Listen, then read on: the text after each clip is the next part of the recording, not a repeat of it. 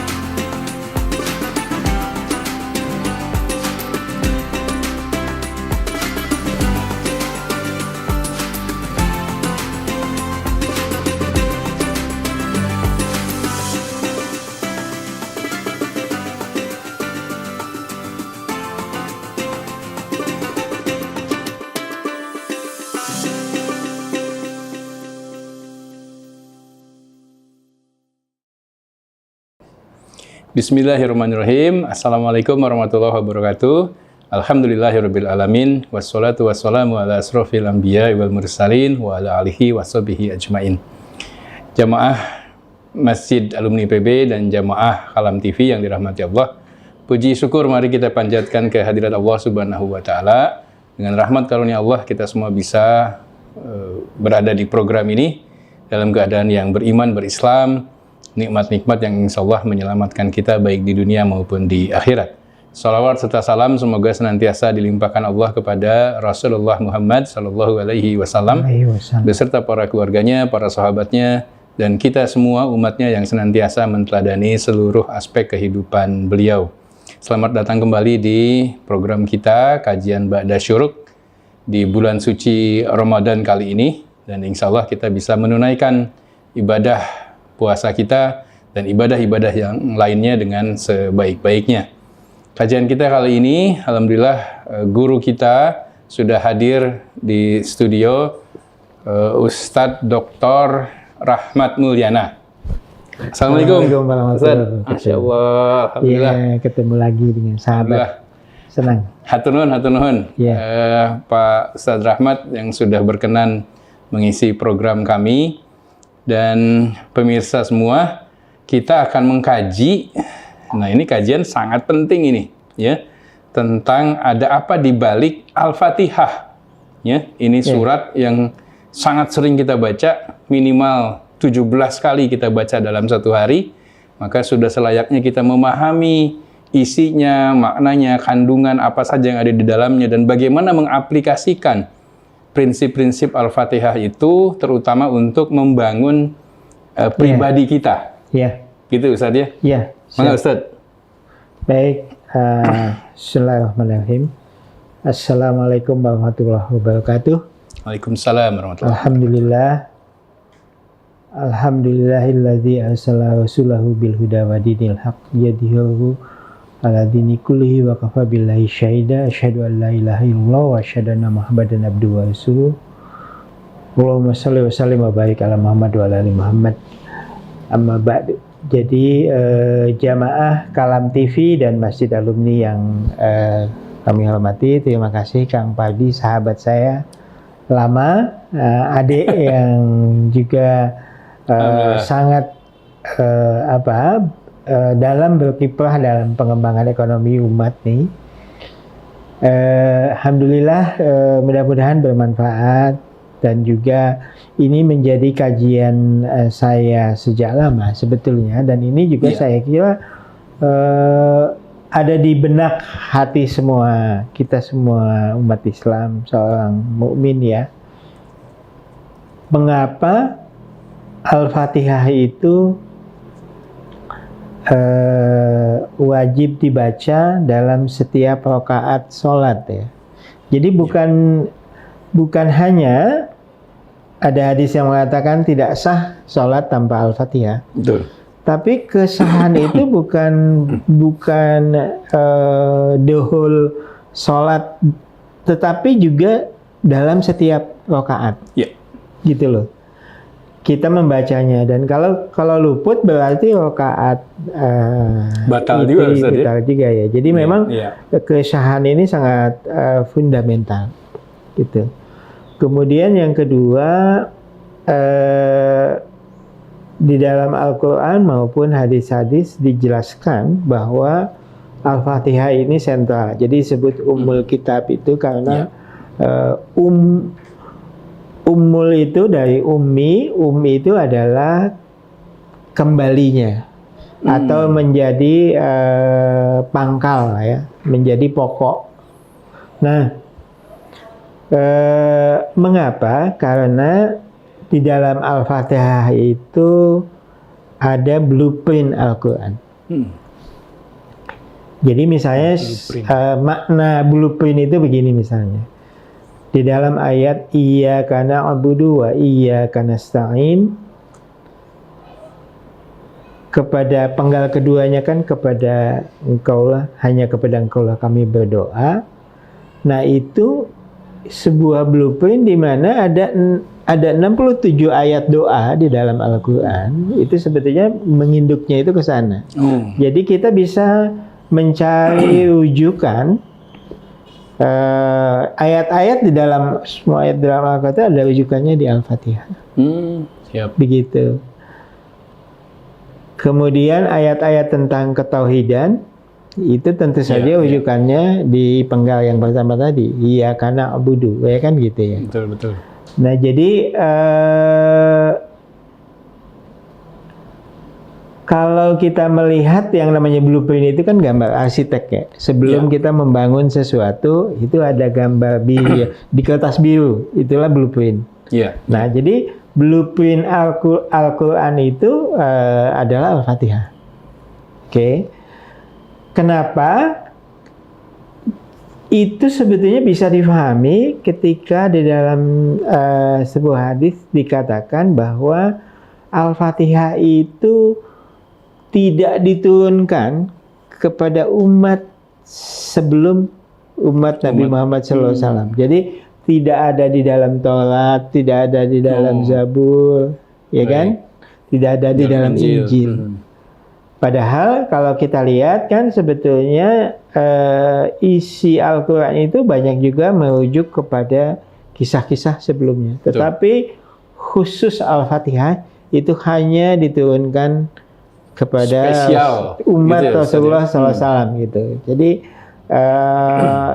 itu coba dirujuk, itu ada hadisnya. Jadi blueprint Al-Quran. Jadi seperti Allah SWT itu menurunkan, jadi sebelum kita masuk ke dalam sebuah bangunan, kita ditunjukkan dulu ini blueprint bangunannya. Sehingga kita menjadi paham, oh iya, itu ya. Nah, yang hebatnya lagi, perintah untuk membaca Al-Quran 17 kali sehari minimal, itu mirip seperti Bushido-nya Jepang. Jadi kan kita kalau kita lihat kiprah orang Jepang dalam semangat dan kedisiplinan itu, mereka melakukan Bushido. Jadi pagi-pagi mereka berikrar, saya ingin itu, saya akan itu, dan sebagainya. Nah, ini sebetulnya Bushido-nya kita umat Islam. Ikrar kita. Ikrar kita setiap hari. Yang kita ikrarkan 17 kali malah kan gitu ya. Nah, ternyata Bushido itu juga menjadi arsitektur setiap insan, setiap muslim. Jadi gini loh. Ini adalah blueprint Al-Quran. Kemudian blueprint Al-Quran ini juga ternyata inline dengan arsitektur kejiwaan kita. Baik. Sehingga kemudian ketika kita, seorang Islam, seorang Muslim, seorang beriman itu ingin menyerap nilai-nilai Al-Quran, itu jalurnya itu lewat Al-Fatihah. Nanti saya jelaskan kenapa itu jadi arsitektur kejiwaan seorang Islam. Mungkin kita urai satu-satu. Iya. Baik. Itu pemirsa, baru awalan saja kita sudah terkagum-kagum ini dengan apa yang ada di balik Al-Fatihah ini ya. Judul kita Ustaz Al-Fatihah membangun pribadi. Sementara kalau pribadi itu kan biasanya di dunia manajemen itu biasa diurai dengan satu kaitannya dengan karakter gitu. Ya. Kaitannya dengan kompetensi, kaitan dengan juga komunikasi, kaitan juga mungkin dengan akhlak gitu ya. Bagaimana hubungan antara kita dengan keluarga kita, sosial, bahkan berhubungan dengan diri kita sendiri. Self talk itu kemudian. Betul. Nah, bagaimana aplikasi Al-Fatihah itu misalnya dalam membangun karakter itu, Ustaz? Baik. Al-Fatihah disebut Sab'ul Masani ya. 7 ayat yang diulang-ulang. Iya. Gitu. Al-Quran begitu. Jadi kalau kita unit 7, kita harus membahasnya mulai dari Bismillah kan? Betul. Bismillah. Walaupun nanti ada hadis yang menyebutkan itu dimulai dari Alhamdulillah. Itu nggak masalah. Tapi saya akan membahasnya mulai dari Bismillah. Baik. Bismillahirrahmanirrahim. Ar-Rahman Ar-Rahimnya ada di ayat kedua. Tapi Bismillah itu adalah sebuah itu benar-benar strategis karena kata yang paling pertama diucapkan adalah Bismillah. Jadi ketika kita akan melakukan sesuatu, kemudian kita bawa nama Allah dalam apa yang akan kita lakukan. Makanya ada hadis mengatakan segala sesuatu kebaikan tanpa Bismillah itu terputus. Betul. Apa yang dimaksud terputus itu begini, segala sesuatu yang kita lakukan itu sebetulnya menggema dalam waktu. Jadi kita menulis sesuatu, ujian hari ini, besok jadinya ijazah, kan gitu ya. Ijazah itu kemudian kita jadikan alat untuk melamar pekerjaan misalnya, atau mencantumkan gelar, kan gitu ya. Nah, dengan kata Bismillah, sebetulnya kita menstempelkan perbuatan kita itu ke dalam keabadian. Jadi ada yang kita lakukan itu hanya untuk selesai dunia, kan gitu. Betul. Tetapi dengan kata Bismillah, apa yang kita lakukan itu nanti kita bawa ke akhirat. Menjadi kekal begitu. Menjadi ya? kekal. Ya? baik. Jadi kita kemudian menstempel Allah. itu untuk keabadian ya. Apa yang Ini kita saya lakukan. stop di sini dulu, Ustadz. Iya.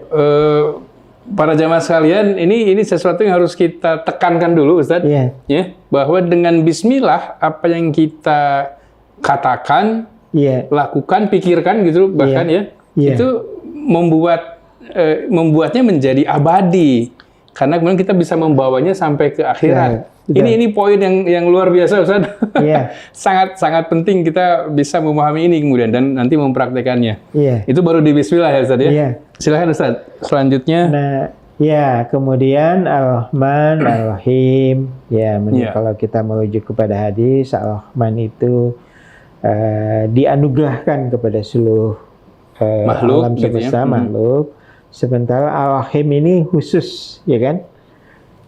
Khusus kepada mereka yang beriman. Iya, iya. Gitu kan. Jadi dalam hal ini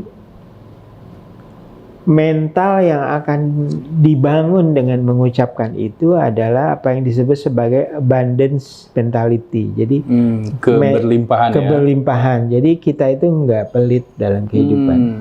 Itu sebetulnya kikir itu kan mengikis Iya, iya. iman kita. Membakar iman kita seperti kayu bakar dimakan api gitu Iya, kan, menurut betul, hadis. betul. Jadi sebetulnya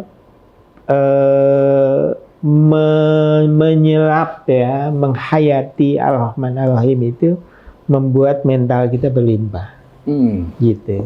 Dengan mental Iya, kita iya. berlimpah, kemudian kita jadi pemurah, kita jadi penyayang dan lain sebagainya. Karena memang kan sebenarnya apa yang menjadi blueprint di dalam otak kita itu selalu tentang mindset ya. Kalau mindset kita itu segala sesuatu itu jelek, buruk, kemudian lahirnya jadi buruk sangka dan lain sebagainya. Tapi kalau mindsetnya adalah segala sesuatu ini banyak kok. Jadi kita nggak gontok-gontokan, nggak rebut-rebutan, segala macam. Nah itu kalau Ar-Rahman Ar-Rahim ya. Iya, iya. Kemudian selanjutnya adalah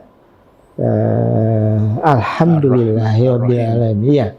Alhamdulillahirabbil alamin. Jadi alhamdulillah itu memuji itu kalau kita misalnya diberi sesuatu oleh seseorang, ya, kemudian kita mengucap terima kasih atau syukur, ya kan, bersyukur. Tapi kalau memuji itu kita menyampaikan sebuah penghormatan meskipun tidak ada yang diberikan apapun, gitu kan. Jadi beda syukur dengan memuji itu tadi. Iya, jadi memuji Alhamdulillahi Rabbil Alamin. Kemudian yang kedua, dalam hal itu kita sebetulnya dididik untuk berendah hati, ya kan? Jadi apapun sebenarnya yang kita lakukan itu menimbulkan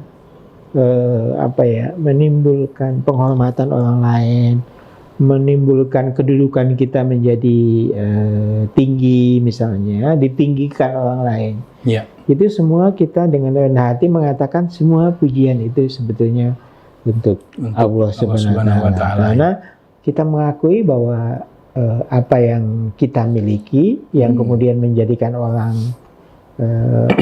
memandang kita baik itu sebenarnya datangnya dari Allah Subhanahu wa Ta'ala. La haula wala quwwata illa billah. Nyambungnya ke sana ya, Ustaz ya. Itu. Kemudian Maliki Yaumiddin. Kalau Ar-Rahman kan sudah kita bahas tadi. Bismillah ya. Kemudian Maliki Yaumiddin ini sebenarnya ya kita tahu ada dua versi, ada Malik gitu kan. Walaupun maknanya kurang lebih mirip, tetapi intinya itu adalah apa yang disebut dalam psikologi itu long termism. Jadi orang-orang yang selalu berpikir jangka panjang, visioner ke depan ya. Visioner. Jadi visioner, betul.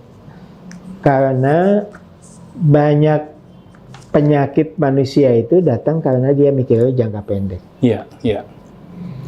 Jadi kita berpikir bahwa segala sesuatu itu akan kita pertanggungjawabkan, segala macam. Jadi sebetulnya ya kalau misalnya itu dihayati banget, itu yang namanya apa ya, aturan hukum segala macam itu akan lebih mudah gitu. Orang itu akan lebih mudah diatur, lebih mudah karena memang dia menyadari bahwa segala sesuatu itu memang akan kita pertanggungjawabkan. Bahkan kekejian dan segala macam itu akan hilang sebetulnya. Kemudian karena di Malik Yaumiddin ini mungkin kita akan menjadi pribadi yang hati-hati ya Ustaz ya. Iya betul. Betul ya? Iya. Hati-hati, waspada gitu. Betul. Dan nggak ada kalau kata orang Sunda tuh aku mau ngekewe gitu. Nah, itu dia.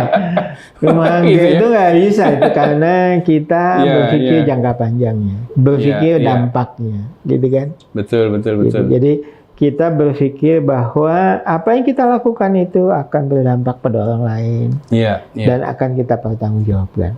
Nah, ini menjadi poin juga yang penting. Kita ini Muslim, hidup ini bukan hanya untuk di dunia gitu Ustaz ya. Betul. Tetapi malah yang long term tadi, malah yang abadi adalah untuk di akhirat. Betul. Itu sebabnya kita memang harus memikirkan, bahkan mengingat atau berzikir tentang maut begitu ya, tentang akhirat, itu dari sini ya Ustaz ya. Itu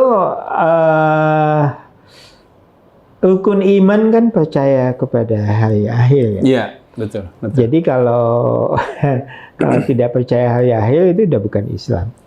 Jadi sebetulnya ayat Maliki Yaumiddin ini adalah sebuah implementasi ikrar yang diulang-ulang untuk melaksanakan rukun iman yang percaya hari akhir itu. Baik. Gitu. Siap. Iya. Ini pribadi Muslim harus visioner. Ya kan? Apa yang kita lakukan hari ini berdampak kepada esok hari gitu bahkan. Bahkan juga sampai ke masa depan. Ayat selanjutnya adalah iyyaka na'budu wa iyyaka nasta'in. Nah, itu penggalan pertama iyyaka na'budu itu artinya kan kita semua tahu bahwa hanya kepada Engkau lah kami beribadah. Itu artinya pertama ketauhidan yang kokoh, yang kedua adalah keikhlasan. Iya kan? Iya. Jadi dari sisi itikad atau akidah itu hanya satu, tidak ada syirik di situ. Kemudian juga dari sisi akhlak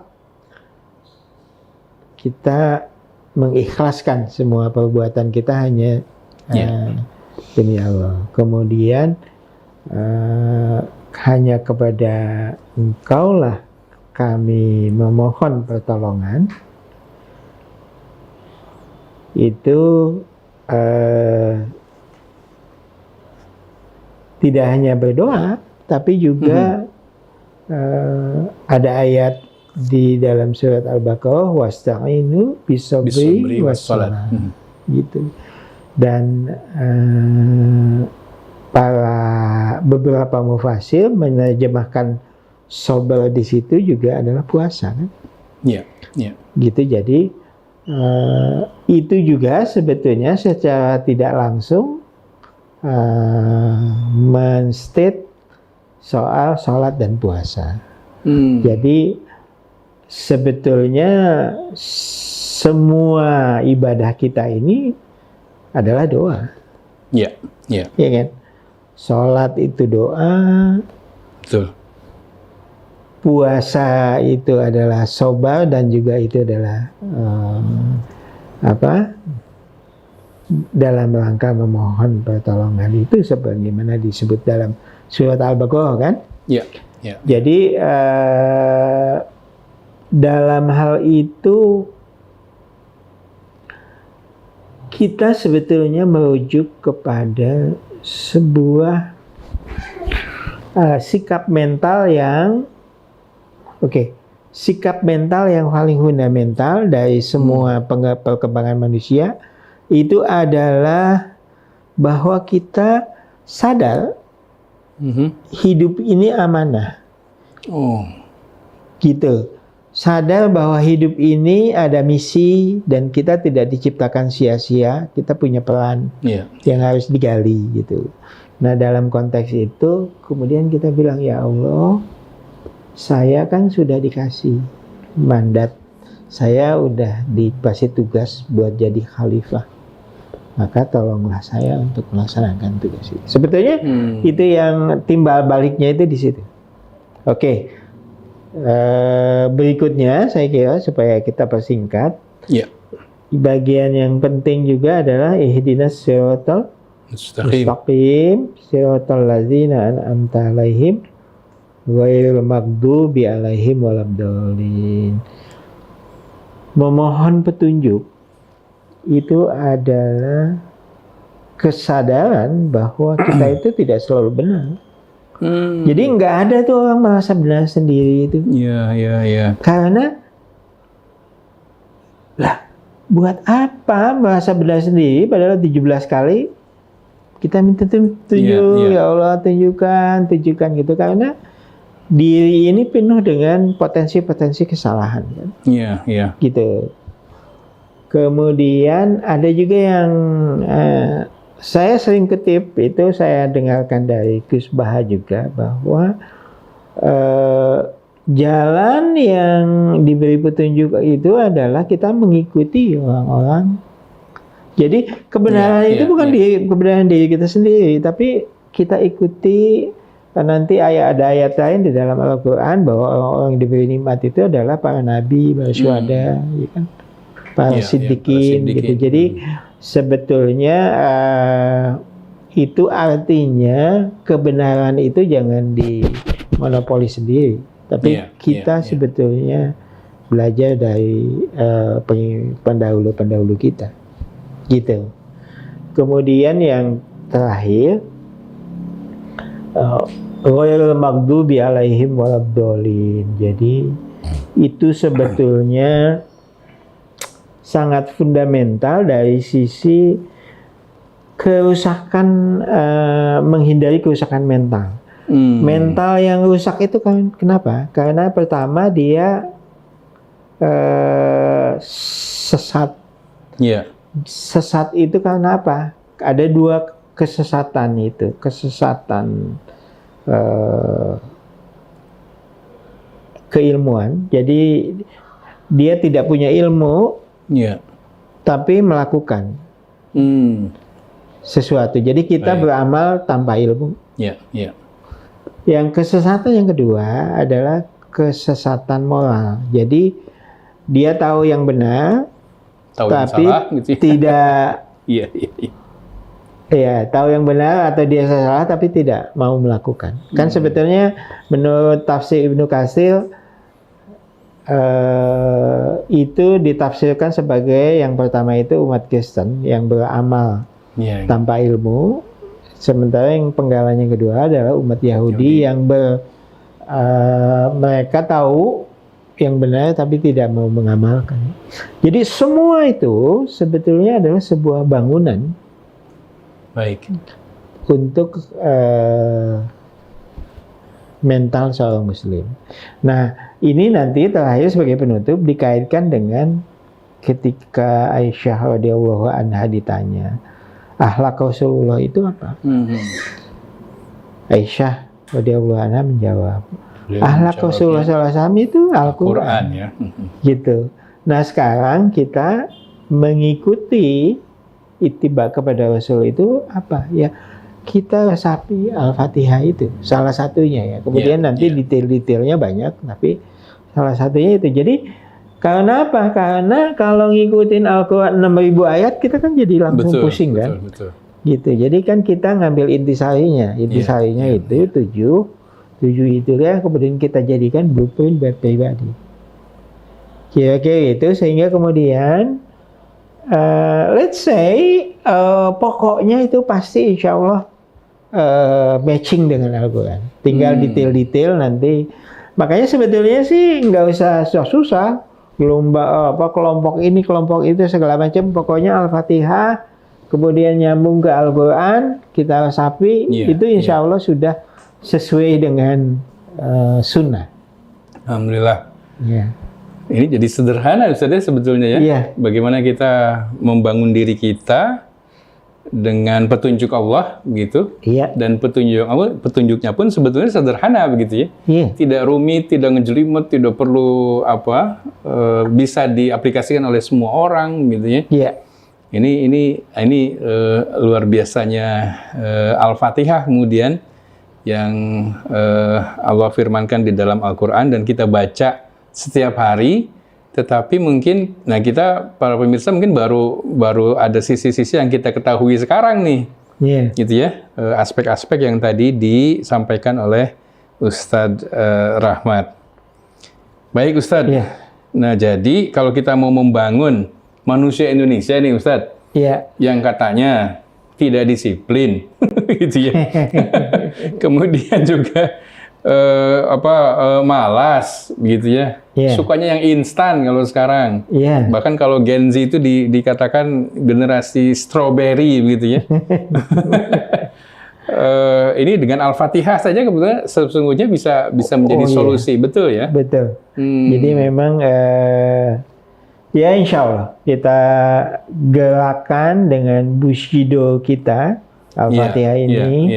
Sehingga semua insan umat Islam di Indonesia ini khususnya bisa tumbuh dan berkembang menjadi manusia yang seutuhnya, yang menjadikan Al-Quran sebagai pedoman hidup. Pedoman hidup ya, dan baik. Tadi pertama saja dengan Bismillah aja sudah ini Ustaz ya. Dengan menyebut nama Allah gitu. Betul. Kalau Bushido aja kan mungkin. Betul, itu kita lebih dari Bushido tentu ya. Iya. Tidak menyandarkan diri kita kepada yang maha kuasa gitu ya. Iya. Dengan udah satu Bismillah aja udah luar biasa itu. Bismillah gitu ya. Saya punya Allah gitu, sehingga punya kepercayaan diri, siap menghadapi berbagai macam rintangan, tantangan, masalah gitu ya. Wah, ini luar biasa.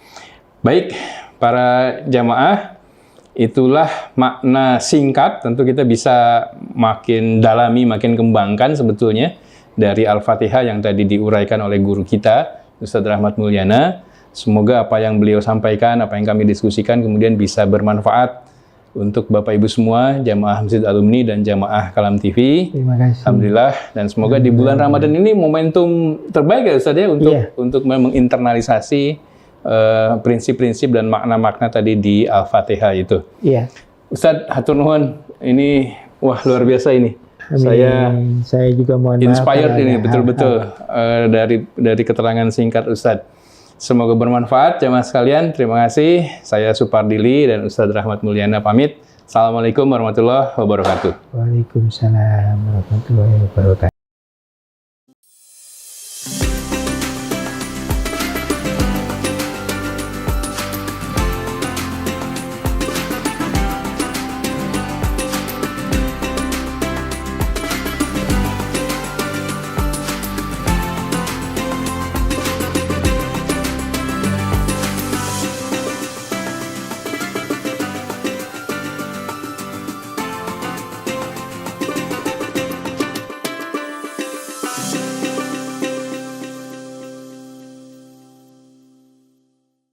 Assalamualaikum warahmatullahi wabarakatuh.